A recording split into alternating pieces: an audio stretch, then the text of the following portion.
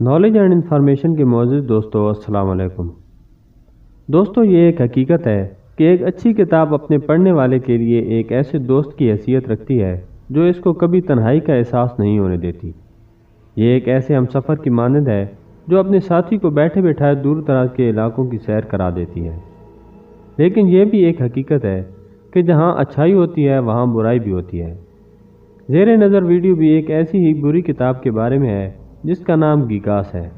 Subscribe کریں knowledge and information کو اور ساتھ موجود گھنٹی کے بٹن کو بھی دبا دیں تاکہ اس طرح کی نئی اور معلوماتی ویڈیوز آپ تک پہنچتی رہیں۔ گیگاس کو جسامت کے لحاظ سے بہت بڑی کتاب تصور کیا جاتا ہے، جس کی لمبائی 36 انچ یعنی 3 فٹ اور چوڑائی 20 انچ ہے۔ اس کی موٹائی 8.7 انچ ہے اور اس کا وزن 74.8 کلو ہے۔ جسامت کے لحاظ سے اسے قرون وسطیٰ کی سب سے بڑی کتاب تصور کیا جاتا ہے۔ یہ کتاب 13ویں صدی عیسوی میں دنیا کے سامنے آئی۔ اس کتاب میں استعمال ہونے والے صفحات گدھے کی کھال سے بنائے گئے ہیں۔ ماہرین کا خیال ہے کہ اس میں 160 گدھوں کی کھالیں استعمال کی گئیں۔ اسے شیطانی کتاب بھی کہا جاتا ہے کیونکہ اس میں موجود غیر معمولی تصاویر کے ساتھ ساتھ ایک بہت بڑی شیطان کی تصویر بھی موجود ہے۔ 320 صفحات پر مشتمل اس کتاب کی لکھائی میں سرخ، نیلے، پیلے، سبز اور سنہری رنگوں کا استعمال کیا گیا ہے۔ اس کا مصنف ہرمن نامی شخص تھا جس کا تعلق چیکو سلواکیہ سے تھا۔ 1593 میں اس کتاب کو برومو کی ایک لائبریری میں رکھا گیا، لیکن بعد میں اسے سویڈن منتقل کر دیا گیا، جہاں 7 مئی 1697 کو لائبریری میں آگ بھڑک اٹھی اور وہاں موجود اکثر کتابیں جل گئیں۔ اس کتاب کو کسی نے کھڑکی سے باہر پھینک دیا۔ اس کے باوجود اس کی جلد اور چند صفحات جل گئے، لیکن پھر بھی اس کا زیادہ تر حصہ محفوظ رہا۔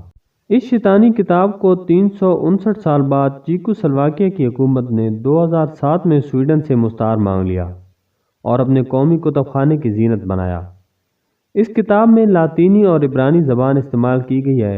اس کے 2 حصوں میں یہودیوں کا ذکر کیا گیا، جبکہ کتاب میں شیطان کی تصویر کے علاوہ مختلف بھوتوں کی شکلیں بھی بنی ہوئی ہیں جن کے بارے میں ماہرین مختلف آراء رکھتے ہیں۔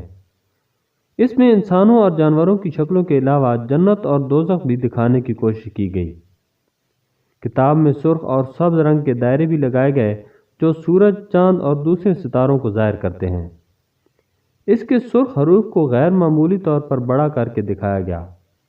اس میں شیطان کی تصویر کو اس قدر بڑا اور خوفناک انداز میں دکھایا گیا کہ وہ جب چاہے اپنے شکار کو دبوچ سکتا ہے، اور اس نے جہنم کو اپنے گھیرے میں کیا ہوا ہے۔ اس کے جسم پر سرخ لائنیں لگا کر اسے برہنہ دکھایا گیا ہے، جبکہ اس کے ہاتھ اور پاؤں کی سرخ انگلیوں سے یہ ظاہر ہوتا ہے کہ گویا انہیں خون میں ڈبو کر نکالا گیا ہو۔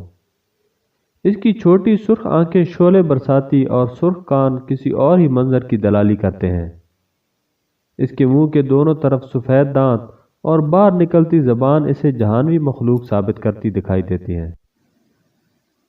اس کتاب کے بارے میں ایک روایت ہے کہ ایک پادری کو کسی جرم میں گرفتار کر لیا گیا اور موت کی سزا سنا دی گئی۔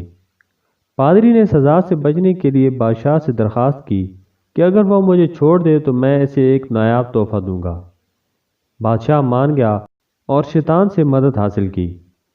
اس نے ایک ہی رات میں شیطان کی مدد سے یہ کتاب لکھ ڈالی اور اس میں کائنات اور اس کے انجام کے بارے میں وضاحت کرنے کی کوشش کی۔ ناظرین، اس کتاب کے بارے میں صرف آپ کی انفارمیشن کے لیے آپ کو بتایا گیا ہے، ورنہ ایسی کتابوں کے بارے میں سوچنا بھی نہیں چاہیے۔ اپنا اور اپنے آس پاس کے لوگوں کا خیال رکھیے۔ اللہ حافظ۔